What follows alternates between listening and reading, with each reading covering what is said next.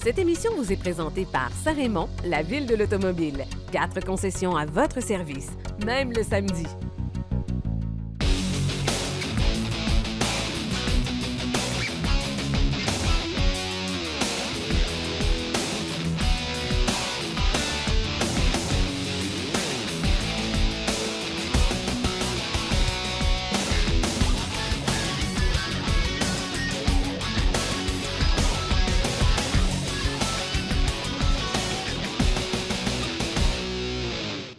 Bienvenue à Virage. Aujourd'hui à l'émission, nous allons vous parler dans un instant du Ford Ranger que nous avons ici en studio. On va poursuivre nos chroniques de pneus avec Jean Guéroy de Desharnais Pneus Mécaniques. Et aussi, on va s'entretenir avec M. Charles Drouin de la Corporation Mobilis. Et à la fin de l'émission, nous allons répondre à vos questions.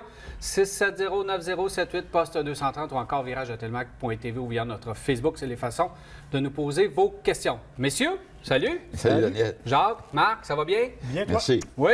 Alors, plusieurs sujets à l'émission aussi. Marc, nous avons plusieurs belles nouvelles de l'industrie un petit peu plus tard à l'émission. Oui, c'est en fait littéralement un survol du salon de Tokyo là, qui est actuellement en cours. On va regarder ce qui a été dévoilé là-bas. Mais avant tout, on va parler du Ford Ranger parce que j'ai conduit ce véhicule pour la première fois, vraiment, là, conduite dans différents secteurs de la ville. J'ai fait de la route, je l'ai expérimenté un peu parce que c'est un segment de véhicule qui m'intéresse beaucoup. Moi, là, j'ai dans la tête que les gros camions de catégorie 150, 1500, dépendamment de quelle compagnie vous prenez, moi, je me dis que c'est pas vraiment utile. Alors, le Ford Ranger, je le trouve, et le Colorado, je trouve que ces camionnettes-là intermédiaires sont dans le bon segment.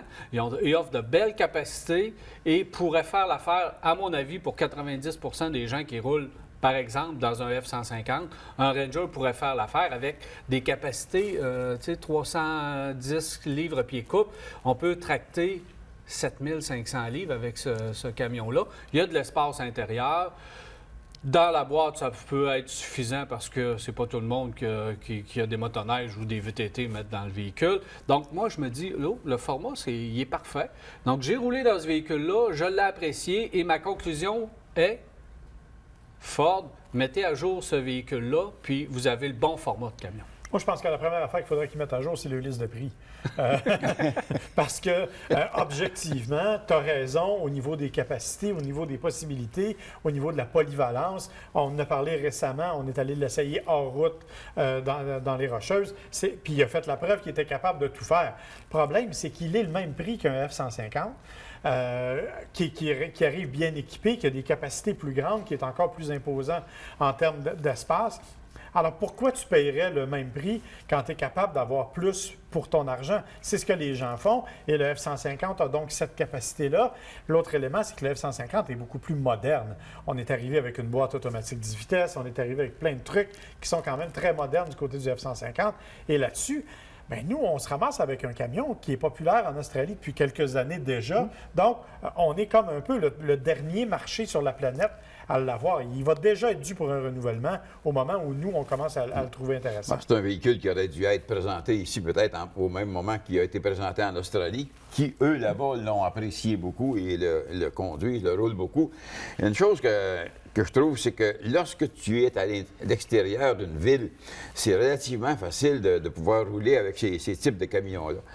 Mais celui-ci étant un petit peu plus petit que le F-150 ou la compétition, fait que tu vas dans des stationnements de centres d'achat, que ce soit souterrain ou n'importe quoi, bien, tu peux bouger un petit peu plus. Parce que quand tu vois des gens là, qui ont de petites tailles et qui sont à bord de gros véhicules, qui ont toutes les difficultés à manœuvrer dans les stationnements, parce qu'ils n'ont pas d'espace. Nos stationnements, nous, ici, ne sont pas faits pour être confortables, sont faits pour rentrer dans le plus grand nombre de véhicules possible.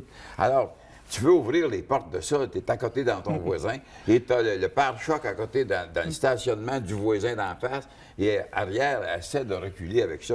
Alors, tu n'as pas de plaisir avec ces véhicules-là lorsque tu arrives en ville. Moi, je me dis, tu as besoin d'un véhicule, d'un gros véhicule, va pas te parquer là. Prends un stationnement à l'extérieur. Mais pour le prix, comme Marc disait, pour le prix, il y a du chemin à faire. On devrait être capable d'en arriver à offrir un véhicule semblable, je crois, en bas de 30 000 d'annoncer un véhicule.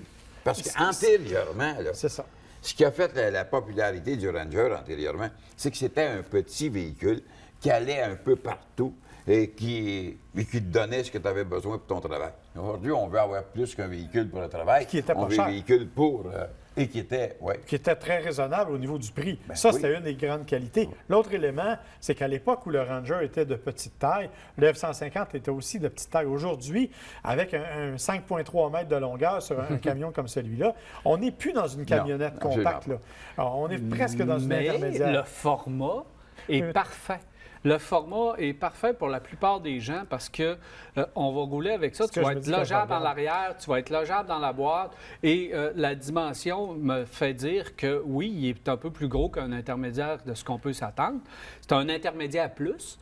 Et il va justement, si les gens prenaient le temps de s'asseoir dans le véhicule, regarder l'espace, les capacités, probablement qu'il n'y aurait pas besoin d'aller dans un F-150. Tu me parles du prix, parfait. Oui, ils ont peut-être un chemin à faire, mais si tu n'as pas besoin de la grosseur d'un F-150, tu vas être bien servi. Là, le problème, c'est qu'il faut qu'ils le mettent à jour. Ouais, Moi, j'ai absolument. aimé le moteur qui est d'une souplesse incroyable, d'une douceur extraordinaire. La boîte de vitesse, c'est aussi L'insonorisation. c'est aussi la 10 vitesses Ouais. automatique. Bon, là. on va leur donner tout de suite, là, gratuitement, là, la clé du succès pour la prochaine génération. Vous devez faire un petit F-150. C'est pas compliqué. Look du F-150, l'intérieur du F-150, s'appliquer pour la finition, la qualité des matériaux, Oui. comme on le fait avec le F-150. Et encore, peut-être même le mettre en aluminium comme le F-150. Bingo! Et oui, Marc, je te rejoins. Là, tu gagnes 100 je te donne la victoire. On doit faire et creuser l'écart de prix entre Absolument. les deux véhicules. Mais moi, avoir un Ranger tout équipé, qui arrive dans les prix d'un F-150 moyennement équipé, je peux vivre Parfait. avec ça parce que Parfait. c'est aux gens de faire le choix. Ouais. Alors, si on a un petit camion moderne, on enlève le plastique, parce que là, on a exagéré sur le plastique. On a eu un spécial sur le plastique. Gros Là, spécial. on a mis du plastique en masse. Facile d'entretien, par exemple. Ben oui, facile Mais d'entretien. ça, facile c'est à graffiner aussi, tout ça. Ça a l'air plus vieux, plus rapidement. Tu sais, Moi, juste, ce que- on va oui. juste compléter sur le prix. Le Laria qu'on a en studio, là, c'est le prix de base 43 000 Ouais. Excusez-moi, là, mais à 43 000 là, on commence à avoir un F-150 qui commence à ressembler à quelque chose. Là. Ben, c'est parce que Oui, quelqu'un qui c'est arrive... moyennement équipé. Ouais. F-150, là, le Lariat bien équipé est 70 000. Oui. Parce que quand tu arrives dans une salle de monte et que tu as tes deux véhicules, tu sais, le vendeur qui est là, lui, il va te dire, ben ça, c'est 40 000, puis celui-là, c'est 40 000. C'est ça. Tu as deux véhicules à 40 000, un F-150, puis le F-150 à 40 000, il est équipé déjà. Il y a Oui, déjà oui, c'est du ça. stock. C'est Parce qu'à la pas- base, il vient avec du stock. Fait que c'est pas facile pour le consommateur de dire, ouais, je vais laisser aller le Ranger, puis je vais m'en aller avec le F-150. Le F-150, il en vend. Il en vend, c'est Ils en populaire. vendent, ils Alors, vont un continuer à petit vendre. F-150, petit, et ça se vendrait. Ça se vendrait. Ça- On est tous un d'accord. F-100, appelle-les F-100. F-100, bonne ça, idée. ça a déjà existé. Hein? Ouais, ça ben ça oui. rappelle quelque chose. Oui. Mais sérieusement, cependant, il faut quand même donner ses qualités au Ranger. C'est un véhicule qui est quand même agréable, qui a été capable de passer à peu près n'importe où. On l'a vu, comme je disais, Ah ouais. autant en route qu'en ville. Il est fun à conduire. Puis, contrairement à ce que tu dis, moi, je n'haïs pas le look. C'est Non. sûr que j'aimerais bien qu'on fasse un peu comme en Australie, qu'on nous amène le Ouais. Raptor, là, la version Raptor que je trouve qui a vraiment une belle gueule. Mais je déteste pas le look. Je te dirais même qu'à la limite, je préfère ce style-là que celui du F-150. Mais ça, c'est une question Ouais. purement personnelle. Là.